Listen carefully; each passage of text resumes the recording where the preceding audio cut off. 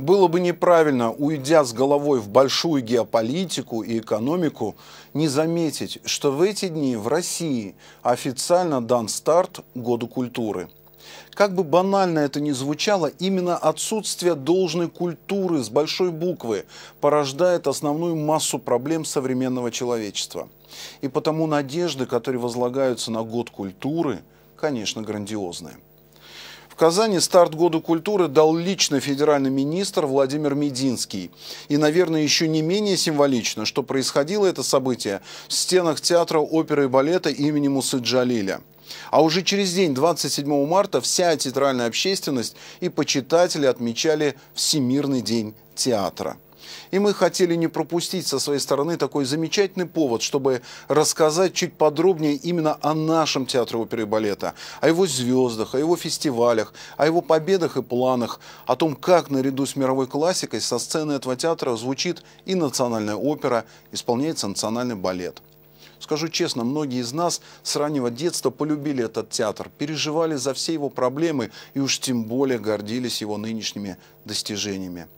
Полина Кострицкая об одном из сокровищ культурной жизни Татарстана.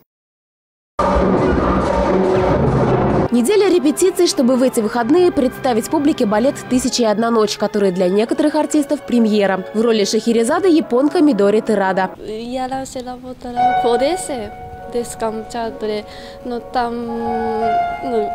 В Украине закон по закону поменяли, и все иностранцы уволились. И мы искали театр, но тогда попали в Казань. Я счастлива, что теперь есть у меня хороший театр. Солист балета Ильнур Гайфуллин приехал не так издалека, из Уфы. Его театр закрыли на реконструкцию, и он решил попытать счастье на татарской балетной сцене. Меня взяли, действительно замечательный, очень сильный коллектив, очень сильный мужской балет.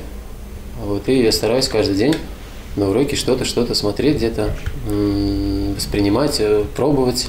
А вот Екатерина Набатова – выпускница Казанского хореографического училища, в театре 12-й сезон. Я думала, что меня взяли в балет, и все, я буду стоять в кардебалете всю жизнь. Мне доверяли такие сольные какие-то кусочки сначала, со временем ведущие партии. На этой неделе они отметили свой профессиональный праздник – День театра. И именно здесь, на родной для них сцене, 25 марта в Татарстане открыли Год культуры. Татарстан – один из самых уникальных в историко-культурном плане регионов нашей страны, где очень близко соприкасаются самые разные народы и конфессии. Татары и русские, чуваши и удмурты, мордва и марийцы, православные и мусульмане – веками живут вместе. Их культуры органично сплетаются, но не растворяются друг в друге. Восток и Запад, русское и татарское искусство переплетаются и в татарском оперном театре. В репертуаре шедевры оперной и балетной классики и новые национальные постановки. В 2001-м состоялась премьера балета «Сказание о Юсуфе» на музыку Леонида Любовского. В 2006-м оперы «Любовь поэта» Резиды Ахияровой. В 2011 году Михаил Панджавидзе поставил оперу Назиба Жиганова «Джалиль». 2 года назад этот спектакль, который критики называли ожившим документальным кино, стал событием года, получив главную номинацию Республиканской театральной премии «Тантана». На неделе событием года была признана еще одна национальная постановка – балет Резиды Ахияровой «Золотая Орда», написанный специально по заказу театра. Классическая основа танцев, орнаментом и, так сказать, красной нитью через весь спектакль проходят именно народные танцевальные мотивы.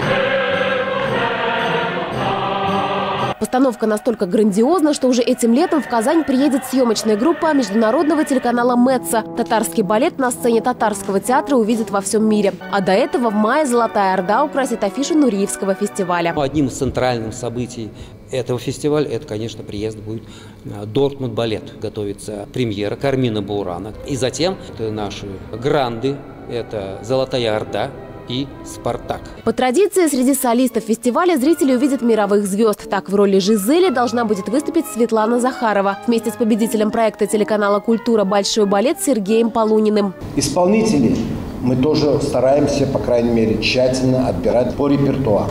Конечно, это все шедевры Это наша и политика театра. Звездная политика театра уже давно завоевала любовь и признание публики. Билеты на шаляпинские и нуриевские фестивали разлетаются в первые часы продаж. В начале 80-х об аншлагах не шло и речи. В лучшем случае удавалось собрать половину зала, и то только на популярные спектакли. На остальные не ходил почти никто. Сейчас попасть сложно не только на шаляпинские и нуриевские фестивали, но и на обычные постановки. Например, на апрель билеты, и то совсем немного, остались только на 4 спектакля. Балет «Фламенко», «Баэдера», «Любовь поэта» и в самом конце месяца «Лючия Деламермур» с Альбиной Шагимуратовой. Альбина Шагимуратова и Михаил Казаков – желанные гости лучших мировых сцен, воспитанники татарского театра и его единственные ведущие оперные солисты. 30 лет назад директор Рауфаль Мухамедзянов решил отказаться от постоянной труппы, особенно в опере, и сделать ставку на приглашенных солистов. Так в зале театра наступил переаншлаг, а шаляпинские и нуриевские фестивали стали культурными брендами Казани. В этом году в опере «Риголетто» Альбина Шагимуратова блистала с Борисом Стаценко. Годунова пел один из лучших исполнителей этой партии Владимир Моторин. А культурной бомбой фестиваля стала концертная премьера «Поргии без Гершвина» с участием первоклассных темнокожих певцов.